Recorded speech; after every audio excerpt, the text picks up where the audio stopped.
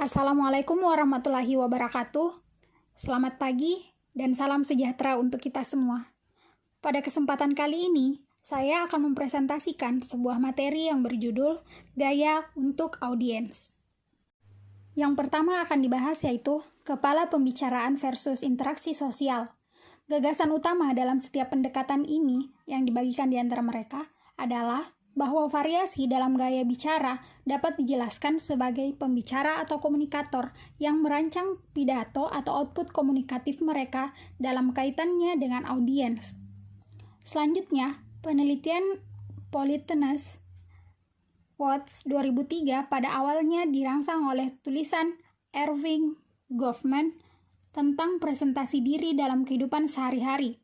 Dalam perumusan penuhnya, sebagai model sosiolinguistik oleh Penelope Brown dan Stephen Levinson, juga disajikan sebagai penjelasan tentang bagaimana beberapa aspek kunci dari hubungan sosial dikelola melalui wacana. Konsep sentralnya adalah wajah, yang secara teoritis terpecah menjadi wajah positif atau reputasi baik seseorang, dan wajah negatif, yaitu hak seseorang untuk mempertahankan kebebasan atau otonomi pribadi. Selanjutnya yaitu desain audiens.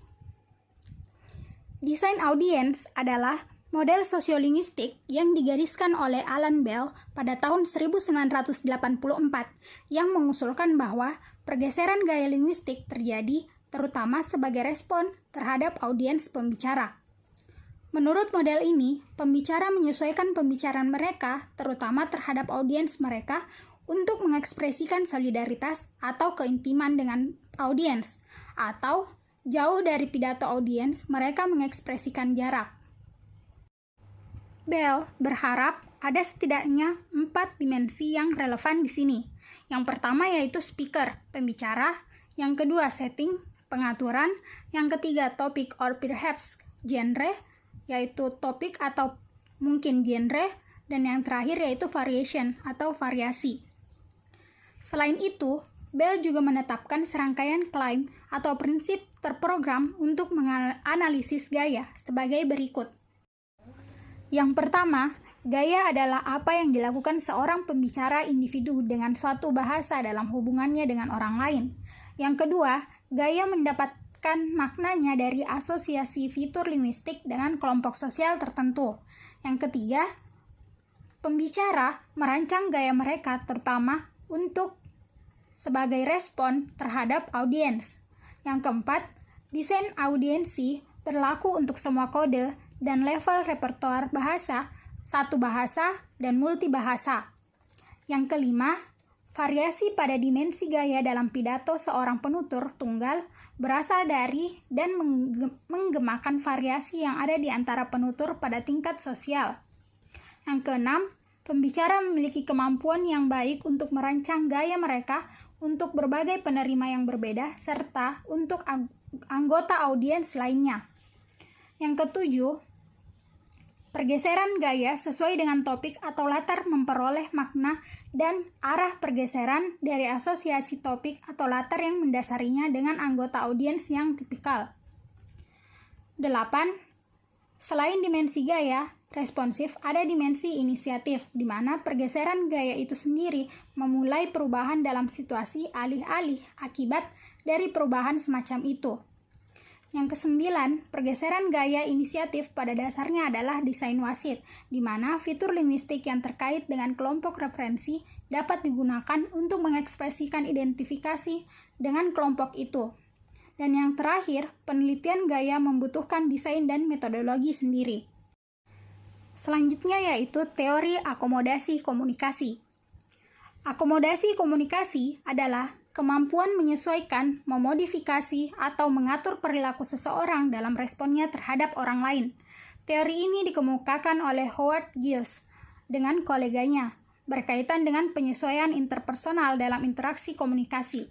Hal ini didasarkan pada observasi bahwa komunikator seiring kelihatan menirukan perilaku satu sama lain. Teori akomodasi berawal pada tahun 1970-an, tepatnya pada tahun 1973, ketika Giles pertama kali memperkenalkan pemikiran mengenai model mobilitas aksen yang didasarkan pada berbagai aksen yang dapat didengar dalam situasi wawancara. Substansi dari teori akomodasi sebenarnya adalah adaptasi.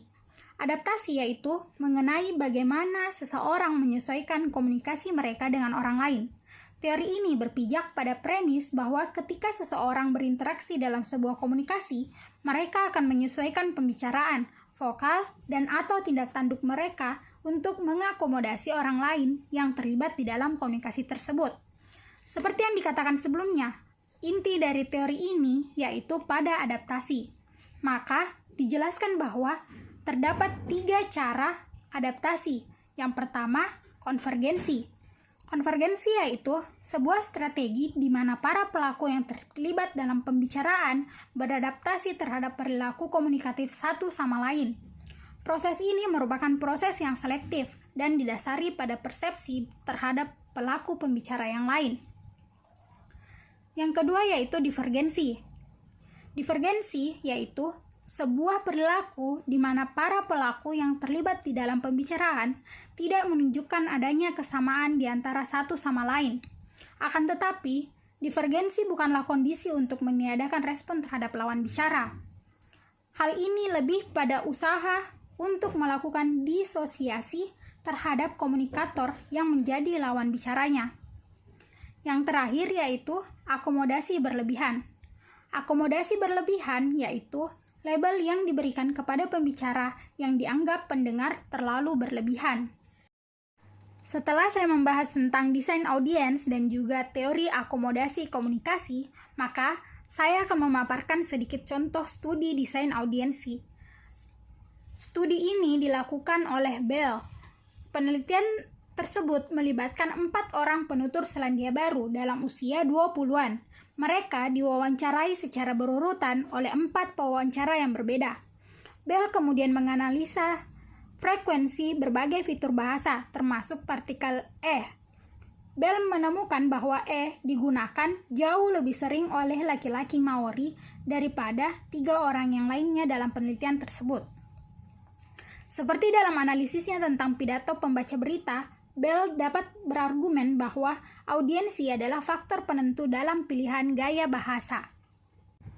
Baik, itulah tadi sedikit pembahasan tentang materi hari ini yang berjudul Gaya untuk Audiens. Semoga materi ini dapat berguna bagi kita semua. Sekian dan terima kasih. Assalamualaikum warahmatullahi wabarakatuh. Semoga kita semua tetap dalam keadaan